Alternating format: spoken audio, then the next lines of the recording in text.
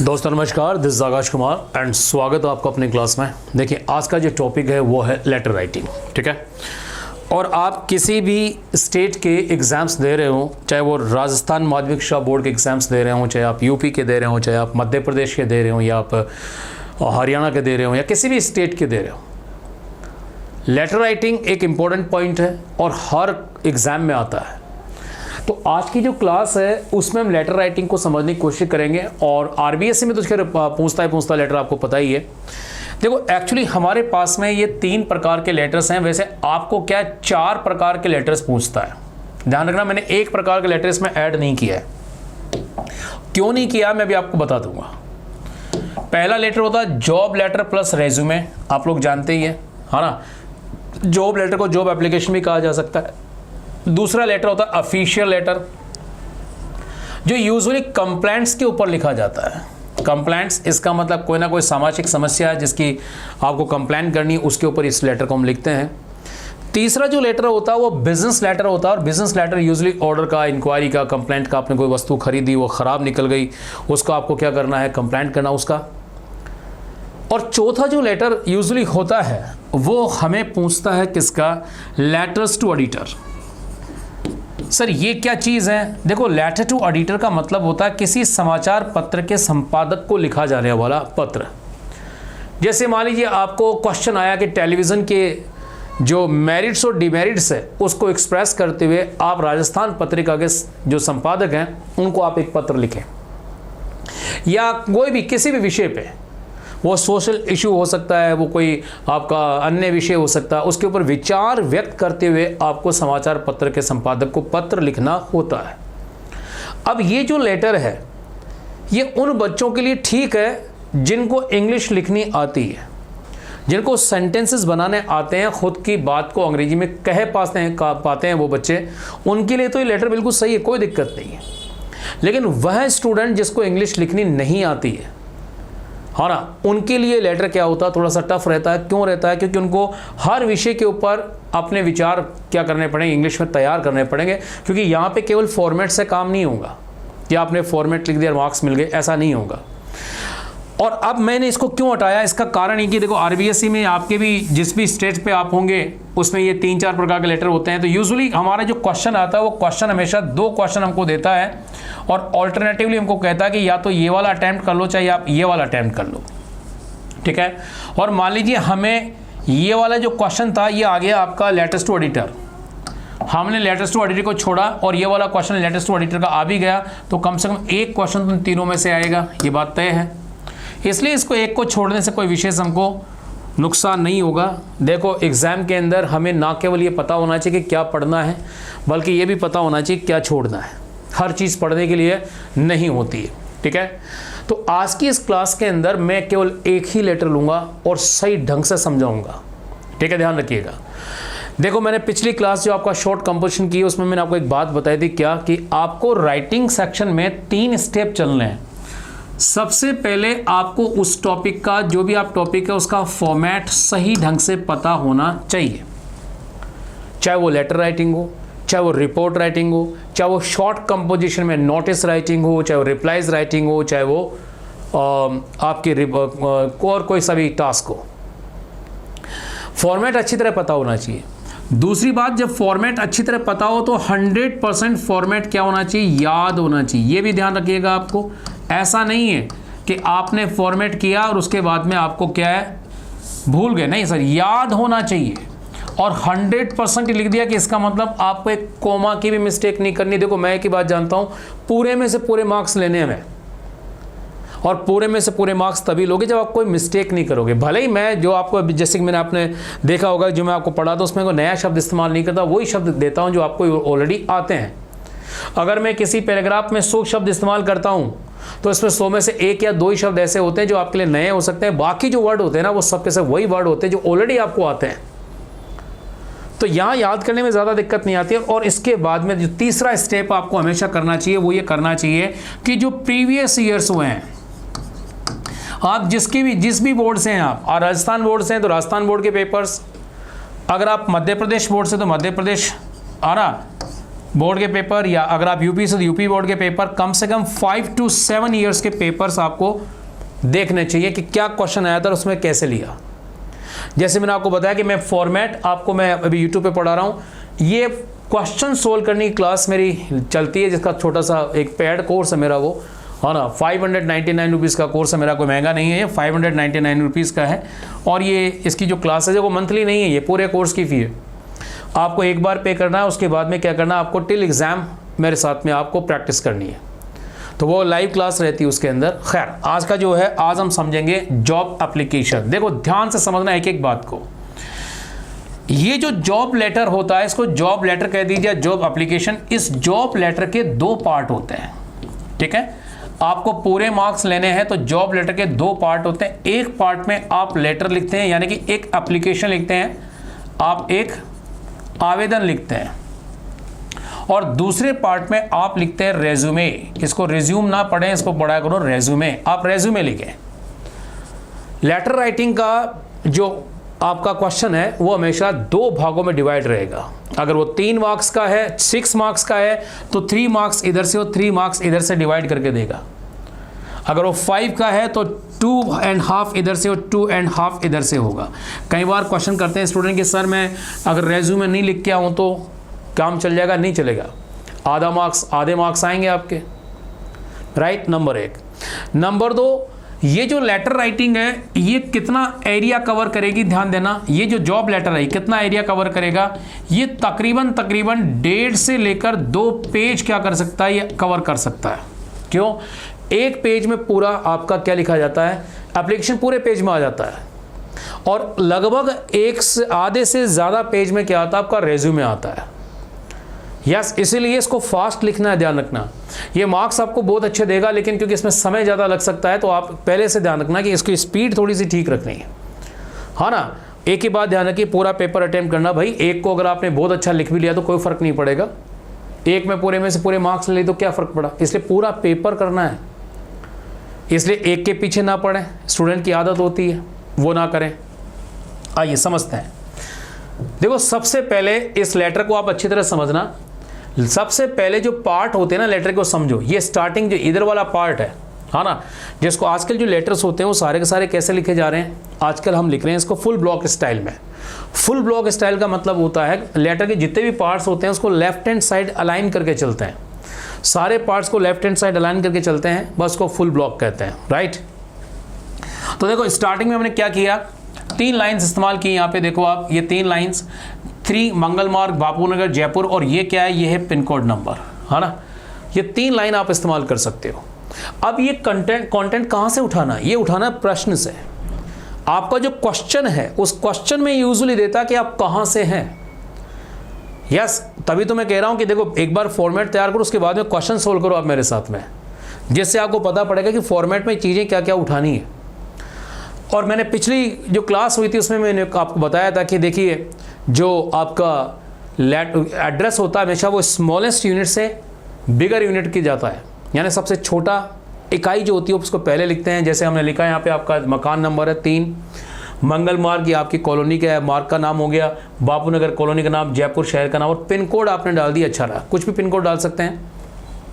तो ये एड्रेस किसका है सर, ये एड्रेस है सेंडर का, जो लेटर भेज रहा है। तो ये पहला पॉइंट हुआ, 3 लाइन कवर किए। अब दूसरी बात ध्यान रखना, लेटर में दूसरा इंपॉर्टेंट पॉइंट होता है जिसको हम कहते हैं तारीख, डेट, राइट। और डेट अगर आपने लेटर में नहीं डाली है तो मार्क्स तो कटेंगे आपके, और वैसे भी आपकी आदत खराब होगी। तो डेट तो डालने की आप आदत डालो लेटर में, राइट। डेट की बिना थोड़ी लेटर पूरा होगा। 2 पॉइंट। अब ये तीसरा पॉइंट समझेंगे आप, ये क्या है, इसको लेटर की भाषा में कहते हैं इनसाइड एड्रेस, हाँ ना। इसको लेटर की भाषा में क्या कहते हैं, इनसाइड एड्रेस कहते हैं, ध्यान रखिएगा। तो सर ये इनसाइड एड्रेस क्या होता है, ये इनसाइड एड्रेस होता है किस व्यक्ति को आप ये पत्र लिख रहे हैं उसका पदनाम आएगा, क्योंकि ये लेटर बिल्कुल फॉर्मल लेटर है, हाँ ना। हम पद को ही तो लिखते हैं, व्यक्ति को नहीं लिखते इसके अंदर। तो जैसे आपने लिख दिया द मैनेजर, आपने मैनेजर लिख दिया। अब ये मैनेजर कहाँ का, तो लिखा हुआ है यहाँ पे ह्यूमन रिसोर्स डिवीज़न। हर कंपनी के अंदर एक ह्यूमन रिसोर्स डिवीज़न होता है। ह्यूमन रिसोर्स डिवीज़न का मतलब क्या है, जहाँ से वो कर्मचारी को भर्ती करने वाला विभाग होता है। तो ये मैनेजर कहाँ का, उसी का है। कौन सी कंपनी है, टाटा मोटर्स है। कहाँ है टाटा मोटर्स, तो बहुत सारी जगह पे। कहाँ है, तो 123 रिको इंडस्ट्रियल एरिया, जयपुर राजस्थान। तो उन्होंने पूरा एक अच्छा एड्रेस दिया। मैं आपको ये नहीं करा कि ये का ये एड्रेस लिख के आना है, बिल्कुल नहीं, ये तो आपको क्वेश्चन में से उठाना है। क्वेश्चन में हाँ ये 2 लाइन जरूर आप इस्तेमाल कर सकते हो, the manager human resource division, क्योंकि ये लगभग हर कंपनी में होता है। और उसके बाद कंपनी का नाम और वगैरह, शहर वगैरह, हम ये कहाँ से उठाना होगा, ये हमको उठाना पड़ेगा क्वेश्चन से। तो ये आपका तीसरा पॉइंट हुआ, पॉइंट गिनते रहो आप, राइट। अब इसके बाद में हम चलते हैं, तो देखो अब फोर्थ जो पॉइंट आता है, उसको क्या कहते हैं, उसको कहते हैं सैल्यूटेशन। ये जो दिख रहा है ना डियर सर, इसको कहते हैं सैल्यूटेशन। ये लेटर का एक इंपॉर्टेंट पार्ट है सैल्यूटेशन। फोर्थ पार्ट हो गया सम्माना, जिसमें आप संबोधन कर रहे हैं, गाना जिसको आप ग्रीटिंग कह सकते हो, सामने वाले को संबोधित कर रहे हो। अब यहाँ क्या बात ध्यान रखना, कई बार मैंने देखा कि लोग यहाँ पे क्या इस्तेमाल करते हैं, कई बार यहाँ पे बच्चे इस्तेमाल करते हैं रिस्पेक्टेड सर। कई बार मैंने देखा क्या लिख देते हैं, रिस्पेक्टेड सर, या फिर लिख देते हैं रिस्पेक्टेड मैडम। तो पहली बात तो आपको एक बात ध्यान रखना कि ये थोड़ा एक्सप्रेशन क्या है, गलत है। सुपरफ्लू सही है। क्यों है, अरे इसलिए क्योंकि आपने अगर किसी को सर कह दिया तो सर में तो रिस्पेक्ट अपने आप ही आ गया ना, तो उसको आप एक्स्ट्रा क्यों लगा रहे हो, डबल रिस्पेक्ट क्यों दे रहे हो, सुपरफ्लूअस एक्सप्रेशन आई है। इसीलिए आप केवल डियर सर लिख दोगे, काम चल जाएगा। और क्योंकि एक छोटा सा और करोगे, डियर सर स्लैश लगा के आप मैडम शब्द का भी इस्तेमाल कर सकते हो, क्योंकि जो जिस पद के ऊपर वो व्यक्ति बैठा हुआ है, आपको क्या पता कि वो पुरुष है कि महिला है। तो आजकल जो सैल्यूटेशन लिखा जा रहा है उसमें ये लिखा जा रहा है dear sir slash oblique madam. इसका मतलब ये पद जो है मैनेजर का, ये महिला भी तो हो सकते हैं इस पद के ऊपर, ये इसलिए इसमें आपने लिख दिया। अब लिखना चाहो तो ठीक है, नहीं लिखना चाहो तो ठीक है, लेकिन अच्छा लगेगा अगर आप ऐसे लिखेंगे। अब इसके बाद में देखो 5वां पॉइंट आपको दिख रहा होगा, उसको हम कहते हैं सब्जेक्ट। सब्जेक्ट क्या है सर, इसके अंदर आप क्यों लिख रहे हो पत्र को, वो लिख रहे हैं कि application for the post of, और यहाँ पर उस पद का नाम लिख दिया जो आपको प्रश्न में देगा कि कौन से पद के लिए आप इसको लिख रहे हैं, तो आप इस पद का नाम आपने यहाँ पे दे दिया। ठीक है। अब आपके दिमाग में एक सवाल आएगा, सर सैल्यूटेशन को पहले लें या सब्जेक्ट को ऊपर लें। जैसा कि कई लोगों ने मुझे पिछली बार भी कहा था कि सर ये आपने ऐसा लिखा है, तो हाँ ये सही है, कोई दिक्कत नहीं है। आजकल जो हम लेटर लिख रहे हैं उसमें एक नया यूसेज देखने को मिल रहा है। यूसेज का मतलब परंपरा देखने को मिल रही है कि वो सैल्यूटेशन को पहले ले रहे हैं और सब्जेक्ट को नीचे ले रहे हैं। तो कोई दिक्कत नहीं है, हमें भी कोई प्रॉब्लम नहीं इसमें। और आप चाहते हो नहीं सर हम सब्जेक्ट को पहले लेना चाहते हो, आप पहले ले लीजिए, कोई दिक्कत नहीं है। सैल्यूटेशन बाद में लिख दो, इसमें भी कोई दिक्कत नहीं, कोई रॉन्ग थोड़ी ही है, ये तो लेखन शैली है। यस। अब यहां से आपने 5 पॉइंट देख ली, जो 5 पॉइंट आ गए। पहला पॉइंट आपका सेंडर्स एड्रेस, दूसरा पॉइंट आपका डेट आ गया, याद रखिए। तीसरा पॉइंट आपका आ गया इनसाइड एड्रेस, चौथा आ गया सैल्यूटेशन, 5वां आ गया सब्जेक्ट। अब उसके बाद में इस लेटर को हम कहते हैं, इस लेटर की जिसको आप मैन बॉडी कहते हो, ये मैन बॉडी कहलाती है। इस मैन बॉडी को लेटर की भाषा में कम्युनिकेशन कहा जाता है। मैन बॉडी नहीं कहते इसको, लेटर की भाषा में क्या कहते हैं, कम्युनिकेशन कहा जाता है ना। या लिख देता हूं मैं, इसको लेटर की भाषा में क्या कहते हैं, इस लेटर की भाषा में इसको कहते हैं कम्युनिकेशन। तो आप यहां कम्युनिकेशन लिखने वाले हो, और कम्युनिकेशन लिखा जाता है पैराग्राफ में। किसमें लिखा जाता है, पैराग्राफ में। और एक पैराग्राफ में एक बात लिखी जाती है, मतलब एक बात का मतलब हो गया मतलब एक ही आइडिया संबंधित बातें लिखी जाती है। मैंने आपको पिछली क्लास में एक बात की थी कि पैराग्राफ लिखने स्टाइल ये होती है कि आप चाहो, देखो यहाँ पे देखो आपको थोड़ा सा क्या दिख रहा है, यहाँ पे एक मार्जिन दिख रहा है, एक जगह छोड़ी हुई है, देख रहे हैं आप यहाँ पे। देखो आप इसको गौर से देखो, यहाँ मैंने इस जगह देखो ये इसका अलाइनमेंट ये, और मैंने हल्का सा यहाँ पे मार्जिन छोड़ रखा है। ये ट्रेडिशनल स्टाइल है, वैसे आजकल नहीं छोड़ा जा रहा, आजकल इसको यह लिखा जा रहा है कि मैं भी आज भी क्या करता हूँ, मैं ऐसे ही लिखता हूँ। पैराग्राफ जब भी आपको लिखना है तो थोड़ा सा मार्जिन छोड़ दोगे तो अच्छा दिखेगा, प्रेजेंटेशन आपकी क्या होगी, अच्छी लगेगी, तो आपको छोड़ देना चाहिए। अब इसमें पूरे लेटर में 3 पैराग्राफ है। पहला पैराग्राफ आप लोगों के लिए पढ़ रहा हूं, मैं लिख रहा हूं यहाँ पे, this is in response to, कि सर ये जो पत्र हम लिख रहे हैं ये प्रत्युत्तर में, रिस्पॉन्स का मतलब रिप्लाई, आप इस वर्ड को भूल जाओ, रिस्पॉन्स को तो आप क्या लिख सकते हो, रिप्लाई टू। ठीक है, इससे भी आपका काम हो जाएगा। तो this is in response to your advertisement, कि आपके उस विज्ञापन के प्रत्युत्तर में है, appeared in the Times of India, जो कि टाइम्स ऑफ इंडिया में आया था। ये कॉमा जरूर लगाया आप, ये जो आपने इसको कॉमा खैर नहीं कहते हैं, इसको इन्वर्टेड और इसको कोटेशन मार्क कहते हैं। ठीक है, inverted single comma, double comma नहीं है यहाँ पे, सिंगल ही लगेगा, टाइटल है इसलिए। ठीक है। तो आपने लिखा कि साहब ये हम जो पत्र लिख रहे हैं, ये लिख रहे हैं उस विज्ञापन के प्रत्युत्तर में जो टाइम्स ऑफ इंडिया में 23 मार्च 2024 को इस पद के लिए, यहाँ पे फिर पद का नाम लिखेंगे, उस पद का नाम इस पद के लिए आया था। अब यहाँ जो डेट है आप देखो, ऊपर भी हमने एक डेट लिखी है, ये देखो, हाँ ना, कहाँ गई, ये रही 25 मार्च। ये 25 मार्च कब की डेट है? ये है पत्र लेखन की डेट, यानी इस दिन पत्र लेखन की तारीख है। ये तो वो तारीख है जिस दिन डेट आपका लेटर लिखा जा रहा है। और ये जो नीचे आपने तारीख लिखी है, ये 2 दिन पहले की तारीख है, 23 मार्च। ये क्या है? ये विज्ञापन की तारीख है। तो भाई पहले विज्ञापन आया होगा तभी तो आप पत्र लिखोगे, इसलिए इसको एक दिन पहले आपको लिखना है, राइट? ठीक है। तो हमारा पहला पैराग्राफ क्या हुआ? कंप्लीट हुआ, देखो, हाँ ना। अब हम पैराग्राफ बदल रहे हैं। पैराग्राफ बदलने का तरीका होता है थोड़ा सा मार्जिन छोड़ के लिखें कि I would like to apply for the same, कि सर मैं इस पद के लिए आवेदन करना चाहता हूँ। I have 2 years of experience in the same field, इसी फील्ड के अंदर मुझे 2 साल का एक्सपीरियंस भी है। यहाँ पे 3 साल भी हो सकता है, 4 भी हो सकता है, 5 भी हो सकता है। जो आपका क्वेश्चन पेपर आपसे पूछ रहा है वो आपको लेना है, राइट? बिसाइड्स, इसके अलावा, एक्सपीरियंस के अलावा मेरे पास माई एकेडमिक क्वालिफिकेशन, मेरी जो इसको अकेडमिक ना बोले, इस वर्ड को अधिकतर लोग क्या बोलते हैं? अकेडमिक। इस वर्ड का सही प्रोनाउंसिएशन है एकेडमिक, शैक्षणिक, ठीक है। तो एकेडमिक क्वालिफिकेशन की मेरी जो शैक्षणिक योग्यताएं हैं वो गुड कम्युनिकेशन स्किल्स, मेरी जो अच्छी कम्युनिकेशन स्किल्स है, वार्तालाप की जो कौशल है वो, एंड प्लीजिंग पर्सनैलिटी, एक मेरी जो प्लीजिंग पर्सनैलिटी है, अच्छा व्यक्तित्व है वो, ये तीनों चीज़ें मिलकर क्या कर रही हैं? वो तीनों चीज़ें मिलकर क्या कर रही है? Make me a suitable candidate for the job. इस जॉब के लिए मुझे क्या कर रही है? एक सूटेबल कैंडिडेट बनाती है, ठीक है। आपने 3 चीज़ें पीछे कही, ये देखो यहाँ पे, ये पैराग्राफ का अगला पार्ट है वो। तो make me a suitable candidate for the job, इस जॉब के लिए मुझे अच्छा कैंडिडेट बनाती है, उचित कैंडिडेट बनाती है। इफ़ सेलेक्टेड, अगर मेरा चयन हुआ, I assure you best of my services, मैं आपको विश्वास दिलाता हूँ अपनी सर्वोत्तम सेवाओं का, यानी कि मैं आपको सर्वोत्तम सेवाएं दूंगा। या आपने दूसरा पैराग्राफ लिखा जिसमें आपने क्वालिफिकेशन बता दी, एक्सपीरियंस बता दिया, और आपकी जो भी आपने बखान करना था अपना, थोड़ा तो करना ही चाहिए।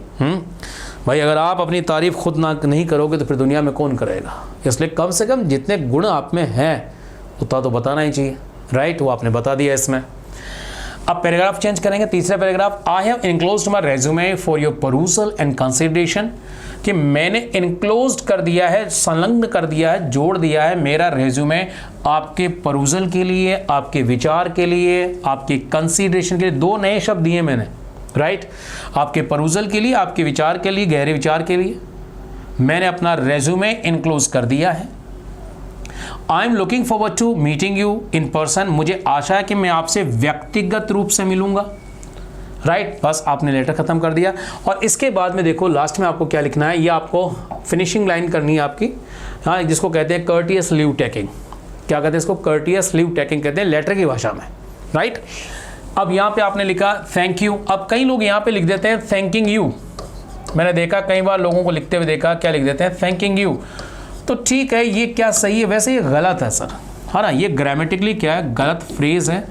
इसको ग्रामर में कहते हैं हैंगिंग पार्टिसिपल, और हैंगिंग पार्टिसिपल से कभी भी कर्टियस लीव टेकिंग समाप्त नहीं होती, लेटर समाप्त नहीं होता।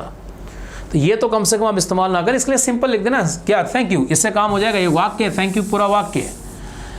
Thank you with regards yours faithfully, ये जो आपने सब्सक्रिप्शन लिखा है इसको ध्यान से समझे। यहां पर पहली बात तो वाई कैपिटल आएगा और यहां पे एस आएगा। बच्चा गलती करता है और यहां पे एस लगा के नहीं आता, केवल योर लिख देता है। सर ये योर गलत है, इस जगह पे योर्स आएगा। और फैथफुली का जो एफ है वो स्मॉल आएगा, ध्यान रखना। कई बार स्टूडेंट ये भी गलती करता है कि यहां पे वो क्या करता है, वो एफ को कैपिटल करके जाता है। नहीं, गलत है ये, आप स्मॉल रखेंगे, कैपिटल इसको रखेंगे। और उसके बाद में देखो ये 2 चीज़ें, ये साइन है, ये सिग्नेचर, आपको एक सिग्नेचर करना है, उसके बाद में नाम लिखना है। 2 बार नाम नहीं लिखा है ये, एक बार सिग्नेचर लिखा गया और एक बार क्या लिखा गया? नाम लिखा गया। तो इस तरह से आपने क्या किया, अपना लेटर पूरा किया, ठीक है। और अब देखो ये लेटर क्या है, वैसे आपके एक पेज में आ जाएगा, अगर हम देखेंगे तो इसको एक बार वापस देखो। तो आपने देखो पॉइंट टू पॉइंट चलते रहो। पहला पॉइंट हमने देखा एड्रेस है सेंटर का, दूसरा पॉइंट है सर डेट है, तीसरा पॉइंट इनसाइड एड्रेस है, चौथा पॉइंट कौन सा है सैल्यूटेशन है, पांचवा पॉइंट कौन सा है सब्जेक्ट का है, छठा पॉइंट कौन सा कम्युनिकेशन का, और सातवां पॉइंट कौन सा हो गया आपकी फिनिशिंग हो गया। ऐसे तो इसमें ध्यान क्या क्या रखना है, देखो इसमें केवल 2 ही शब्द मैंने आपके सामने लिखे हैं। कौन सा 2 नए शब्द है कि I have enclose my resume for your perusal. अगर आप हमारी इस वर्ड को भूल जाओ तो आप इसको एक्सेंट को यहीं समाप्त कर देना, ये फॉर योर प्रूजल और कंसिडरेशन लिखने की जरूरत नहीं है अगर आप स्पेलिंग भूल रहे हो तो, राइट। तो कोई दिक्कत नहीं, इसको छोड़ देना, इसको यहीं समाप्त करना, गलती नहीं करके आना है, सिंपल रहो बस, मिस्टेक नहीं होनी चाहिए। मैग्नीफायर ग्लास लेके भी आपका एग्जामिनर ढूंढे ना यार इसमें गलती क्या है, उसको गलती नहीं मिलनी चाहिए, ना स्पेलिंग की ना कोमा की ना राइटिंग आपकी ठीक होनी चाहिए। राइटिंग बहुत सुंदर नहीं ठीक ठाक होनी चाहिए, लेकिन ओवर राइटिंग और कटिंग नहीं होनी चाहिए। आप ओवर राइटिंग कटिंग करके आते हो, गंदा करके आते हो, नहीं करना है, राइट। अब उसके बाद में अपना रेज्यूमे इसी के नीचे, जैसे आपका लेटर खत्म हो रहा है यहाँ पे आधे पेज में, तो यहीं से यहीं आप टॉपिक डाल देंगे रेज्यूमे, यहीं आप टॉपिक क्या डाल देंगे रेज्यूमे, और यहीं से आप क्या करेंगे अपना रेज्यूमे लिखना शुरू करेंगे। मैंने उसको अगले पेज में लिया आपको समझाने के लिए, तो देखो ये देखो कैसे। अब रेज्यूमे में 3-4 बातें ध्यान रखनी है, बस ज़्यादा नहीं लिखना है। एक, आपकी पर्सनल डिटेल्स आएगी, सारी की सारी आपकी डिटेल, आपका नाम है, लेटर किसने लिखा, इसने लिखा, नाम आ गया, और यहीं आजकल क्या यहीं आपका पूरा एड्रेस आता है कॉन्टैक्ट करने का, ध्यान रखिएगा।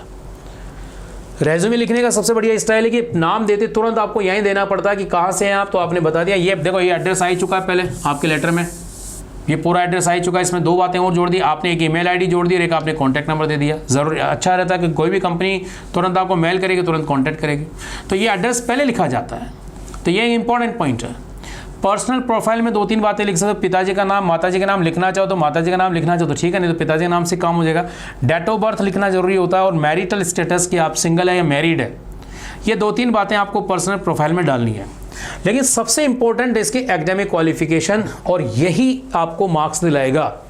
आपका एग्जामिनर यही देखना चाहेगा कि जिस पोस्ट के लिए आप अप्लाई कर रहे हो उस पोस्ट की क्वालिफिकेशन भी पता है क्या आपको, यस ध्यान रखना। और ये यूजुअली आपको क्वेश्चन में दिया जाता है। मैं बार बार कह रहा हूँ कि मैं इसके क्वेश्चन सोल्व करवा रहा हूँ भी लाइव क्लास के अंदर, राइट। शाम को लाइव क्लास रहेगी 8 से लेकर 9 बजे तक रहेगी। उसमें हम यही करते हैं, ये फॉर्मेट तो यूट्यूब पे आपको दिया, उसके बाद में जो क्वेश्चंस पूछे गए उस क्वेश्चन को उठाकर किस तरह से इस फॉर्मेट में काम में लेना है, ये आपको आना चाहिए। केवल फॉर्मेट रटने से कोई मार्क्स थोड़ी आते हैं, नहीं, उसका सही आपका जो क्वेश्चन है तो उस क्वेश्चन को समझकर फिर अपना फॉर्मेट यूज़ करना आना चाहिए, तब आते हैं पूरे में से पूरे मार्क्स, ठीक है। अब आप एक बात ध्यान रखोगे कि एकेडमिक क्वालिफिकेशन में 2-3 बातें। सबसे पहले लेटेस्ट क्वालिफिकेशन को पहले लिखा जाता है। कई बार बच्चा करता है 10वीं लिखता है, 12वीं लिखता है, फिर उसके बाद ग्रेजुएशन लिखता है, नहीं, उसको उल्टा करो। लेटेस्ट क्वालिफिकेशन कौन सी है आपकी, मान लो एमए है तो आपको एमए लिखना चाहिए नंबर 1 पे, फिर बीए, फिर 12th तक ठीक है। और जब भी आप लिखें तो क्या क्या लिखें क्वालिफिकेशन के अंदर, उस डिग्री का नाम लिखें, यहाँ पे कौन सी डिग्री है।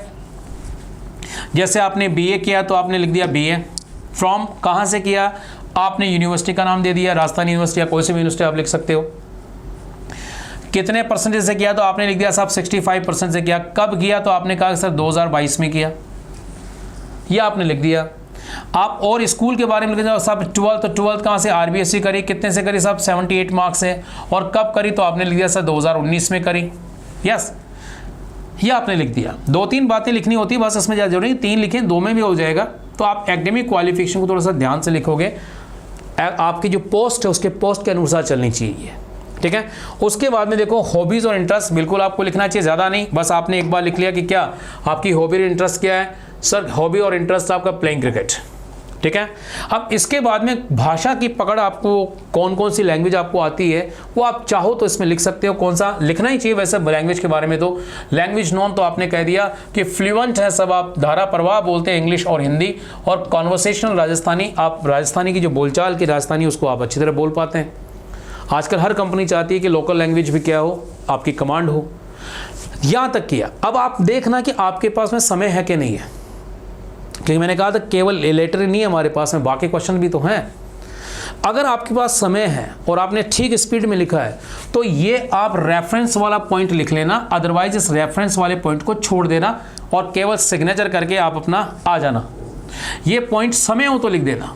ये रेफरेंसेस क्या होते हैं भाई, 2 प्रतिष्ठित व्यक्ति जो आपको जानते हो, जिनका रेफरेंस आप दे सकते हो, जैसे मैंने कहा कि अमित कुमार मीणा प्रिंसिपल है गवर्नमेंट साइंस इंग्लिश फागी के, या मुझे जानते हैं मान लीजिए, तो हमने लिख दिया कि आप मेरे बारे में इनसे जानकारी ले सकते हो।